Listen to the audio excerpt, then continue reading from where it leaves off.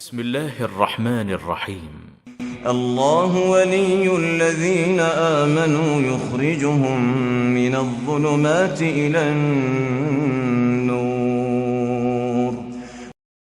لوگ یہ کہتے ہیں کہ فقہ قرآن و حدیث کا نچوڑ ہے، تو نچوڑ جو ہے قرآن و حدیث کا نچوڑ فقہ کیسے ہو سکتی ہے؟ نچوڑ جو ہے وہ تو سارے کا، اس کا مطلب یہ ہوتا ہے کہ قرآن و حدیث جو ہے وہ نچڑ کر جو ہے فقہ بن گیا ہے اور قرآن و حدیث پیچھے پھونک رہ گیا. وہ کیا رہ گیا پیچھے؟ قرآن و حدیث. اگر فقہ نچوڑ ہے تو قرآن و حدیث پھر کیا ہے؟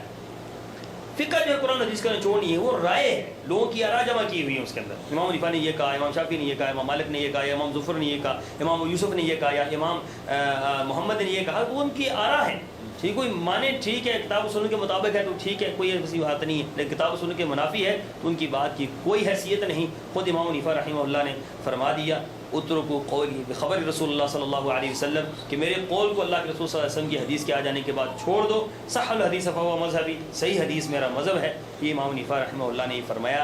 امام حنیفہ رحمہ اللہ بقول امام شعرانی کے یا بقول امام شوکانی کے وہ بری الذمہ ہیں تمام معاملات کے، کیونکہ انہوں نے یہ لفظ کہہ کر اپنے آپ کو بری کر دیا کہ صحیح حدیث میرا مذہب ہے. میں یہ سمجھتا ہوں کہ امام صاحب کا مذہب صحیح بخاری ہے، امام صاحب کا مذہب صحیح مسلم ہے، امام صاحب کا مذہب ابو داؤد، نسائی، ترمذی، ابن ماجہ کی وہ ہر صحیح روایت امام صاحب کا مذہب ہے. لیکن افسوسناک بات یہ ہے کہ امام صاحب کے نام لینے والے جو ہیں امام صاحب کے اس مسئلے کو ماننے پر قطعاً تیار نہیں ہیں. وہ انہی باتوں پر قائم ہیں کہ جو باتیں کتاب و سنت کے منافی ہیں، اور انہی باتوں کی وہ تشہیر کر رہے ہیں اور انہی باتوں کو وہ آگے پھیلا رہے ہیں. انہیں چاہیے، میں ان سے یہ گزارش کروں گا کہ خدا را آؤ مل کر اس بات کو مانتے ہیں جو محمد رسول اللہ صلی اللہ علیہ وسلم نے ہماری نجات کے لیے چھوڑا ہے. اتبعوا ما انزل الیکم من ربکم ولا تتبعوا من دونہ اولیاء، کہ اس کی پیروی کرو جو اللہ تعالیٰ نے آسمانوں سے نازل کیا ہے. اللہ تعالیٰ نے آسمانوں سے قرآن و حدیث نازل کیا ہے. فقہ جو ہے وہ آسمانوں سے نازل نہیں ہوئی، فقہ رائے ہے. میں یہاں ایک دلچسپ بات آپ کو بتاؤں گا کہ کراچی کے اندر ہم پڑھتے تھے، ہمارے ساتھ ایک شافی طالب علم پڑھتا تھا، وہ نائجیریا کا. تو بدایت المجتہد ہے کتاب ابن رشد کی، تو فقہ کی بڑی معروف کتاب، اس کے اندر اقوال نقل کیے ہیں. ہر مسئلے پر جو ہے ائمہ کے اقوال ہیں کہ فلاں مسئلے پر فلاں امام نے یہ کہا، فلاں امام نے یہ کہا، فلاں قال امام حنیفہ ہاکذا، قال امام ظفر ہاکذا، قال امام شافعی ہاکذا. تو ہمارے جو پڑھانے والے استاد تھے وہ پڑھا رہے تھے، تو ایک وقت وہ شافی طالب علم بکھر گیا. اس نے یہ کہا، اس نے کہا کہ قال امام ابو یوسف ہاکذا، قال امام شافعی ہاکذا، قال امام فلاں ہاکذا، ما قال رسول اللہ صلی اللہ علیہ وسلم. اللہ کے رسول نے پوری زندگی کچھ نہیں کہا. ہمیں یہ بتاؤ کہ اللہ کے رسول نے کیا کہا ہے، ہمیں یہ بتاؤ کہ اللہ کے رسول نے کیا فرمایا ہے، ہمیں یہ بتاؤ کہ قرآن و حدیث میں کیا ہے. ہمیں یہ نہ سناؤ کہ فلاں امام نے یہ کہا، فلاں امام نے یہ کہا، فلاں امام نے یہ کہا. میں یہی گزارش کروں گا کہ یہ سوچنا چاہیے کہ اللہ اور اس کے رسول نے کیا کہا. یہ نہیں سوچنا چاہیے کہ امام شافعی نے کیا کہا، امام ظفر نے کیا کہا، یا امام حنیفہ نے کیا کہا. انہوں نے جو کچھ کہا اس کو انہوں نے جواب دے دیا ہے. ہم نے جو کچھ کرنا ہے ہم نے اس کا جواب بہر صورت جو ہے وہ دینا ہے. آپ نے بھی بیان فرمایا کہ 4 سال آپ نے تحقیق کری، اور اس دوران تحقیق آپ عجیب و غریب تجربات سے بھی آپ کا سامنا ہوا. مار پٹائی تک کی نوبت آئی. مار پٹائی کس حوالے سے؟ اہل حدیثوں نے آپ کو مار پٹائی کی کیونکہ آپ تحقیق اہل حدیثوں سے کر رہے تھے، یا احناف نے آپ کے ساتھ زیادتی کی؟ میں یہاں پر ایک بات بڑی آپ کو کھل کر کہوں گا، اور یہ بات میں پوری دنیا کے لوگوں کے سامنے رکھنا چاہتا ہوں کہ آپ جو ہیں اس تجربے کے لیے ایک مرتبہ اس میدان میں ضرور آئیں اور آپ تحقیق کریں، اور آپ کو پتہ چل جائے گا کہ کون لوگ حق پہ ہیں اور حق والے جو ہیں وہ کس انداز سے بات کرتے ہیں. میں نے علماء اہل حدیث کے سامنے کڑوے سے کڑوا مسئلہ رکھا ہے، لیکن علماء اہل حدیث نے کبھی جو ہے ماتھے پہ شکن بھی نہیں پیدا کی، اور انہوں نے اس مسئلے کا جواب مجھے من وہاں کتاب و سنت سے دیا ہے. لیکن جب میں وہ مسئلہ لے کر احناف کے پاس گیا، حالانکہ میں حنفی تھا، ان کو پتہ ہے یہ حنفی ہے، ان کو پتہ ہے یہ کہ یہ انور شاہ کشمیری کے گھرانے کا ہے، ان کو پتہ ہے یہ ہمارے مدارس کا پڑھا ہوا ہے، ہمارے پاس یہ مسئلہ لے کر آیا ہے. لیکن وہ مجھے اتنے برے طریقے سے آگے سے پیش آتے تھے کہ وہ یہ کہتے تھے کہ تم گمراہ ہو جاؤ گے، تم غیر مقلد ہو جاؤ گے، تم ایک نہ ایک دن جو ہے بالکل پٹری سے اتر جاؤ گے. اور یہ میرے مسئلے کا ان کے پاس کوئی جواب نہیں ہوتا تھا، مسوائے تان و تشنیع کے اور مسوائے دھکم پیر کے، یا مسوائے انہوں نے کئی مرتبہ ایسا ہوا ہے کہ انہوں نے اٹھا کر مدارس سے جو ہے وہ باہر پھینکا ہے. باقاعدہ داخلے پر پابندی عائد کی ہے کہ آپ اندر داخل نہیں ہو سکتے ہیں ہمارے مدارس کے اندر، یا ہمارے علماء کے پاس آپ نہیں آ سکتے، آپ سوال نہیں کر سکتے آپ. تو اس طرح کی انہوں نے انتہائی جسے کہتے ہیں کہ بد اخلاقی کا مظاہرہ، جسے کہہ سکتے ہیں آپ، بد اخلاقی کا مظاہرہ کیا.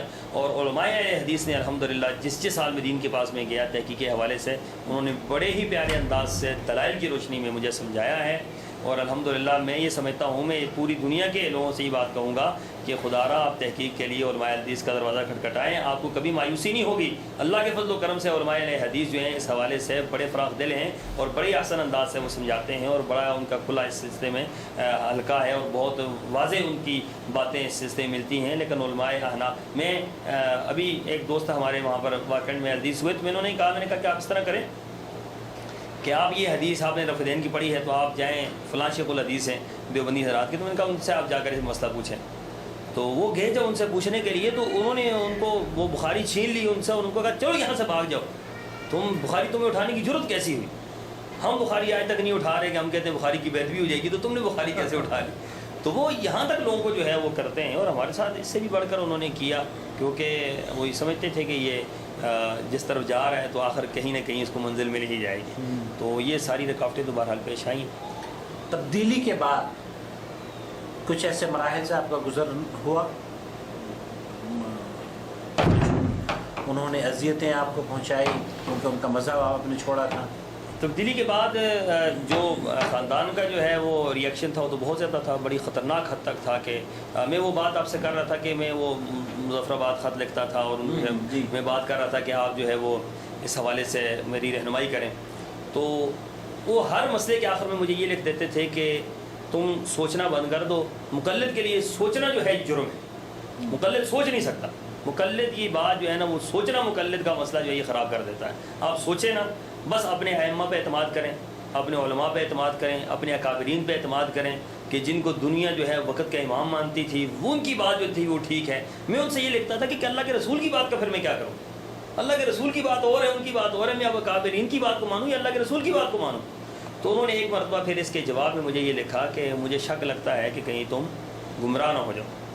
تو میں نے پھر ان کو جب میں کافی ان سے وہ نالاں ہوا، ان جواب کوئی نہ دیتے تھے، ہر مسئلے کا یہی جواب دیتے تھے کہ تم سوچنا بند کر دو، اور ہمارے اکابر نے جو کہا وہ ٹھیک کہا ہے، اور مقلد کا کام سوچنا ہے ہی نہیں ہے، جب مقلد سوچتا ہے تو مقلد رہتا ہی نہیں ہے، اور ہم تقلید کے بغیر رہ ہی نہیں سکتے، تقلید فرض ہے، تقلید واجب ہے، تقلید یہ ہے، تقلید وہ ہے۔ تو میں نے ان کو پھر ایک مرتبہ لکھا، میں نے کہا جی کہ میں جب میں حدیث ہونے لگا تو میں نے انہیں لکھا، میں نے کہا جی آپ مجھے دلائل نہیں دے سکے تو میں جو ہے حدیث ہونے کا اعلان کر رہا ہوں۔ تو پھر انہوں نے مجھے اس کا جواب یہ دیا تھا، ایک ہی وہ خط تھا اور چھوٹا سا اس کا انہوں نے پیرایا لکھا، انہوں نے یہ لکھا تھا کیا آپ اپنے دادا کے دین کو چھوڑ دیں گے؟ یا اللہ، اشارہ ان کا انوشا کشمیری کی طرف تھا کہ آپ اپنے دادا، یہ سب سے بڑا ہتھیار تھا ان کا میرے لیے، کیا آپ اپنے دادا کے دین کو چھوڑ دیں گے؟ تو میں نے پھر انہیں جواب لکھا، میرے رب نے میرے ذہن میں یہ جواب ڈالا، میں نے یہ کہا ہاں میں نے دادا کا دین چھوڑ دیا ہے اور میں نے نانا کا دین اختیار کر لیا ہے، میں نے محمد رسول اللہ صلی اللہ علیہ وسلم کا دین اختیار کر لیا ہے، جو میرے لیے سب سے بڑا جو ہے میرے لیے نجات کا باعث ہے۔ تو اس کے بعد جو ہے بہت زیادہ پریشانیاں، حدیث ہونے کے بعد بہت زیادہ پریشانیاں آئیں، بہت زیادہ مسائل پیدا ہوئے، یہاں تک کہ گھر سے جو ہے وہ نکال دیا گیا، خاندان کی طرف سے جو ہے بالکل بول چال بند ہو گئی، پھر جس محفل کے اندر جاتا تھا کوئی بات کرنے کو تیار نہیں ہوتا تھا، ہر ایک طنز کرتا تھا، تانے ہر ایک دیتا تھا، کوئی کہتا تھا یہ پیسوں کے لیے حدیث ہو گیا، کوئی، حالانکہ دنیا کا سب سے بڑا جھوٹ یہ ہے کہ حدیث کچھ دیتے ہیں، حدیث تو دنیا کی واحد وہ قوم ہے جو لیتی ہے، دیتی کچھ بھی نہیں، ٹھیک ہے۔ تو یہ تو یہاں دینے کی بات ہی کوئی نہیں ہے، یہاں تو حق کا معاملہ ہے، اور یہ الزام کوئی نیا نہیں ہے، یہ بہت پرانا الزام ہے، نعوذ باللہ من ذالک۔ محمد رسول اللہ صلی اللہ علیہ وسلم پر بھی ایسی باتیں لگتی تھی کہ محمد لوگوں کو پیسے دے کر صلی اللہ علیہ وسلم وہ بھٹکا رہے ہیں اور لوگوں کو یہ کرتے ہیں وہ کرتے ہیں، یہ تو بڑی پرانی باتیں ہیں۔ تو اس طرح آج حدیثوں پر بھی یہ الزام لگتا ہے کہ انہوں نے پیسے دیتے ہیں اور یہ کرتے ہیں اور وہ کرتے ہیں، فلاں کرتے ہیں۔ تو بہرحال میں نے جب بہت زیادہ تکالیف دیکھی تو میں نے ایک بات جو اس وقت بہت بڑی بات تھی میرے لیے، میں نے کہی تھی، میں نے اپنے گھر والوں کو یہ بات کہہ دی تھی، اپنے خاندان والوں کو یہ بات کہہ دی تھی کہ مجھے یہ بات کہی گئی تھی کہ تمہیں اہل حدیث جو ہیں بڑے برے طریقے سے پیش آئیں گے، اور تم بڑے اچھے ماحول میں پلے جمے ہو اور اچھے ماحول میں رہے ہو، اور خاندانی بیک گراؤنڈ اچھا ہے، اور علماء کا خاندان ہے، اور تمہارے لیے مسجدوں کی کوئی کمی نہیں، مدارس کی کوئی کمی نہیں، بڑے سے بڑے مدارس موجود ہیں، بڑی سے بڑی مسجدیں تمہارے لیے موجود ہیں، بڑے سے بڑے تمہارے لیے سسٹم موجود ہیں، تو تم جو ہے ان کو سنبھال لو، اور یہ وہ فلاں فلاں۔ تو میں نے ایک بات کہی تھی، میں نے کہا کہ میں اہل حدیث کے نام پر مانگ کر کھا لوں گا لیکن آپ کے مسئلے کو اختیار نہیں کروں گا۔ تو الحمدللہ اللہ تعالیٰ نے مسلک اہل حدیث پر استقامت دی، مجھے 12 سال ہو گئے مسلک اہل حدیث کو قبول کیے ہوئے، تو الحمدللہ ان 12 سالوں میں اللہ تعالیٰ نے بڑا فضل اور بڑا کرم کیا ہے، مسلک اہل حدیث کا تھوڑا بہت کام کر رہے ہیں، اللہ تعالیٰ اس کو قبول فرمائے جو ہم کام کر رہے ہیں۔ اہل حدیثوں کو آپ نے کس طرح کا پایا ہے جب یہ 12 سال کا جو عرصہ آپ کا اہل حدیثوں کے ساتھ گزرا ہے، یہ کیسے لوگ ہیں؟ کیا اخلاقاً کس طرح کا معاملہ اور برتاؤ ان کے یہاں ہوتا ہے؟ ہمیں یہ پڑھایا جاتا تھا کہ حدیث بد اخلاق ہوتے ہیں، بہت بد اخلاق ہوتے ہیں اور بڑے بے ادب ہوتے ہیں اور بڑے وہ ہوتے ہیں. اخلاق ان کے ہاں کیا ہے کہ آپ کسی کو جھک کر سلام کر لیں، کسی کو بالکل جو ہے وہ اپنا سر جو ہے اس کے ٹانگوں کے اوپر رکھ دے، تو یہ اخلاق ہے. ان کے ہاں اخلاق یہ ہے، جبکہ اخلاق یہ نہیں ہے. اخلاق کی سب سے بڑی قسم یہ ہے اللہ اور اس کے رسول کی بات کو ماننا.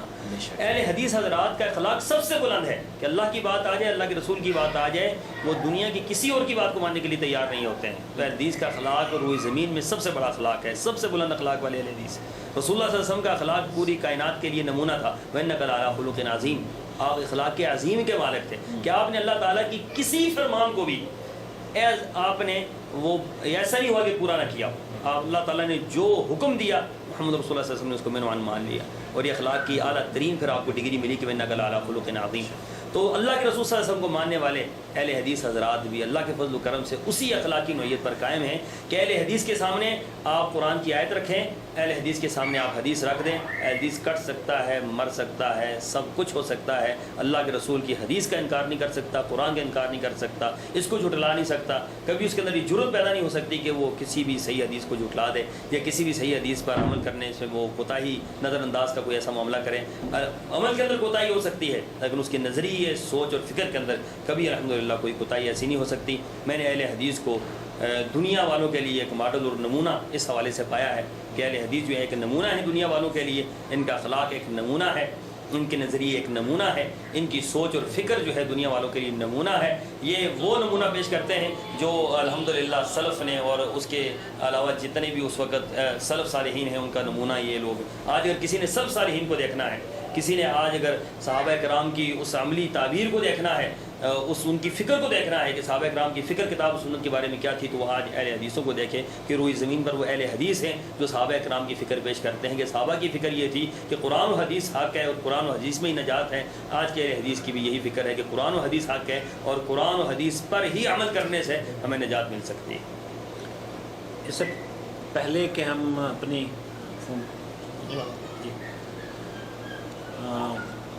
آپ کوئی ایسا واقعہ جو آپ کے ساتھ پیش آیا ہو اور جس میں ہمارے ناظرین کے لیے کچھ سبق اور کچھ ہدایت کی وجہ بن جائے، کو بیان کرنا پسند فرمائیں گے؟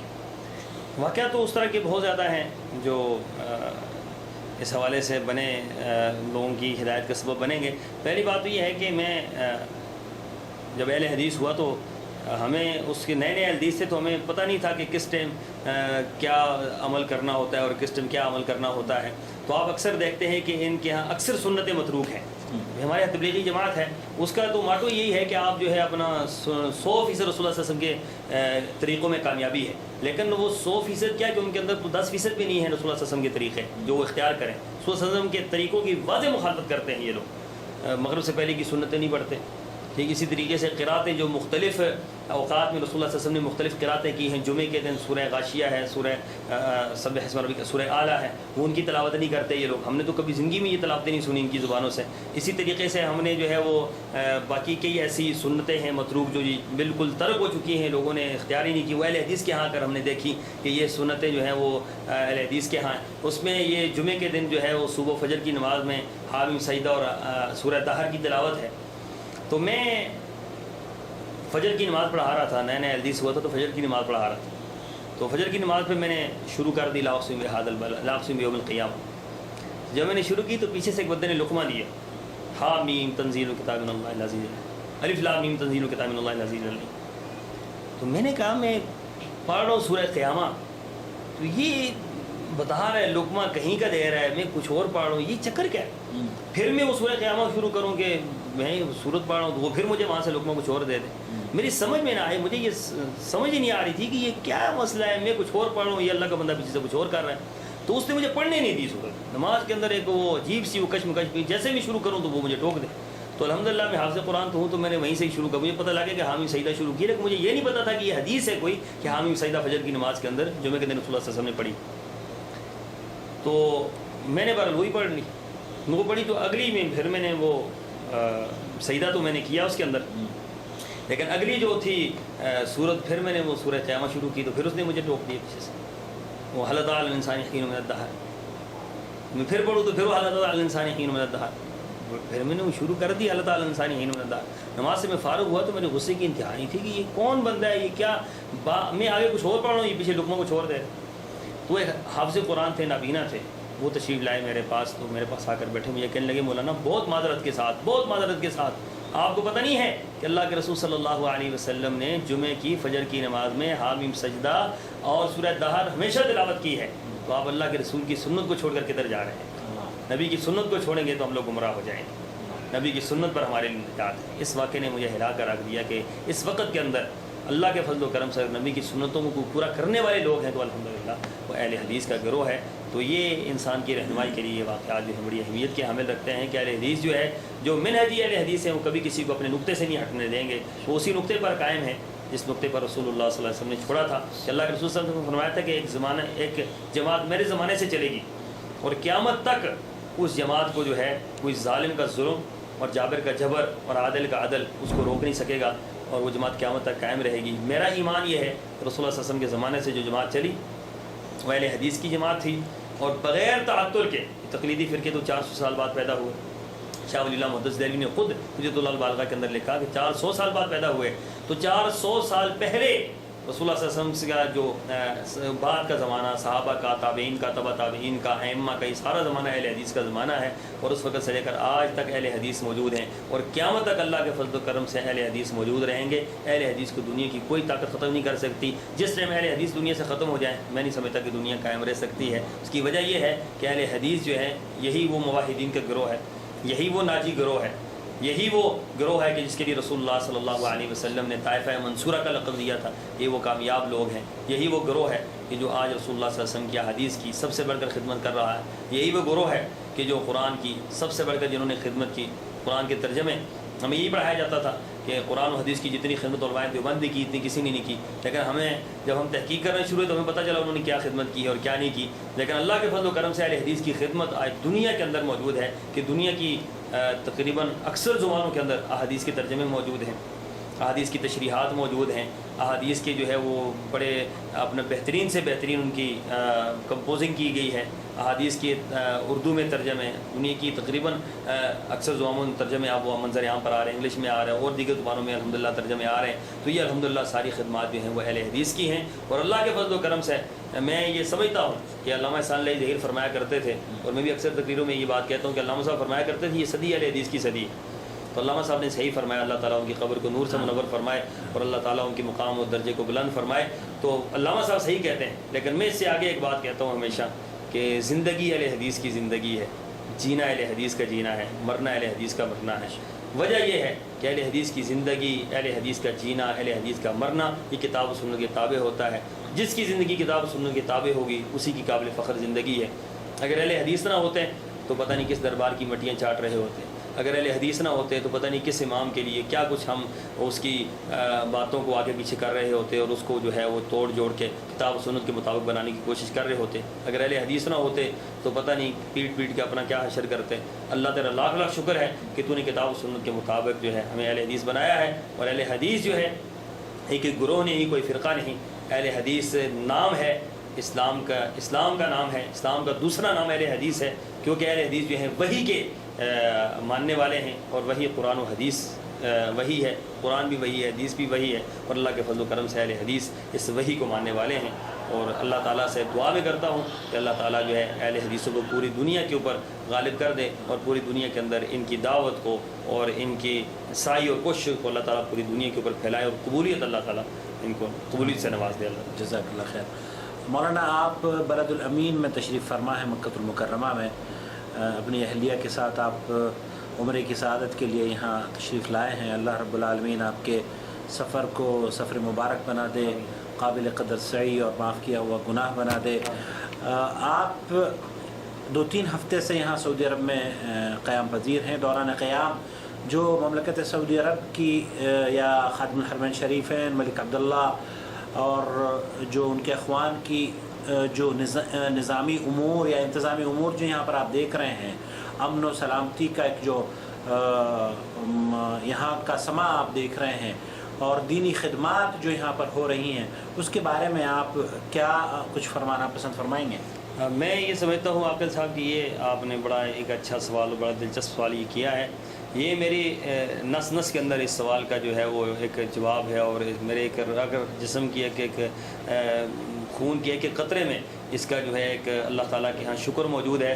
میں سمجھتا ہوں کہ آل سعود کی یہ قربانیاں ہیں، اور الحمدللہ پورے دنیا کے اوپر آل سعود نے جتنی دین کی خدمت کی ہے بغیر مبالغے کے پوری دنیا کے اوپر کسی خاندان نے اتنی خدمت دین کی نہیں کی. فی زمانہ میں بات کر رہا ہوں. تو آل سعود کو اللہ تعالیٰ نے یہ شرف بخشا ہے. شیخ الاسلام محمد بن عبد الوہاب اور ان کے جو آل شیخ ہیں یا آل سعود ہیں، انہوں نے جو دین کے لیے محنتیں کی ہیں، حرمین شریفین کی جو خدمت انہوں نے کی، اور اس سے ہٹ کر جو انہوں نے توحید کے لیے جو انہوں نے ڈنکا توحید کا بچایا اور شرک کا انہوں نے بےخنی کی ہے الحمدللہ. اور پھر جو دین کی خدمت انہوں نے اس سے بڑھ کر جو اس سے بہت بڑا معاملہ انہوں نے کیا ہے کہ دنیا کی اکثر زبانوں میں انہوں نے قرآن پاک کا ترجمہ کیا ہے. میں اس دن مدینہ منورہ کے اندر مسجد نبوی کے اندر بیٹھا ہوا تھا، تو اس ریک کے اندر میں دیکھ رہا تھا کہ مجھے جو نظر آیا 12 زبانوں میں، میرے علم میں نہیں ہے کہ کتنی زبانوں میں ہو چکا ہے، لیکن میں دیکھ رہا تھا کہ روسی زبان، کشمیری زبان، فلپائنی زبان اور برونائی کی اور اس طرح کی مختلف زبانوں کے اندر، انگریزی، سندھی اور اردو میں تو انہوں نے حد کر دی ہے. ہر زبان کے اندر انہوں نے قرآن پاک کے ترجمے جو ہیں وہ الحمدللہ انہوں نے کیے ہیں. اور وہ ان کی وہ کوشش ہے کہ جو میں سمجھتا ہوں کہ اللہ تعالیٰ اگر اس کو قبول فرما لے تو میرے خیال میں ان کی نجات کے لیے بہت بڑی ان کی کوشش ہے جو انہوں نے کی ہے. خاص کر جو پہلے گزرے خادم حرمین شریفین شاہ فہد بن عبد العزیز رحمہ اللہ، بہت بڑی ان کی کوششیں تھیں قرآن پاک کی تباعت کے لیے، قرآن پاک کی نشر و اشاعت کے لیے، قرآن پاک کی زیادہ سے زیادہ پھیلانے کے لیے. پھر حدیث کے لیے ان کی جو کوششیں تھی کہ پورا ایک انہوں نے حدیث کے لیے ایک نیٹ ورک قائم کیا، علماء کو بٹھایا اور حدیث کی جو انہوں نے خدمت کی. پھر شاہ عبداللہ جو اب تشریف لائے ہیں، ان کی بھی حوالے سے اسی نقش قدم پر یہ چل کر اور الحمدللہ دن دگنا اور رات چگنا جو ہے وہ کام کر رہے ہیں. ہم حرمین کے اندر آ کر ہمیں یوں محسوس ہوتا ہے جیسے ہم اپنے گھر کے اندر آئے ہیں، ہم اپنی مملکت کے اندر آئے ہیں، ہم اپنے ماحول کے اندر آئے ہیں. ہم پاکستان کے اندر بیٹھ کر یہ تمنا کرتے ہیں کہ کاش کہ پاکستان کے اندر بھی ایسا ہی نظام ہو جو سعودی عرب کے اندر جو نظام ہے، کہ یہاں پر شرک کی کہیں پر ہمیں کوئی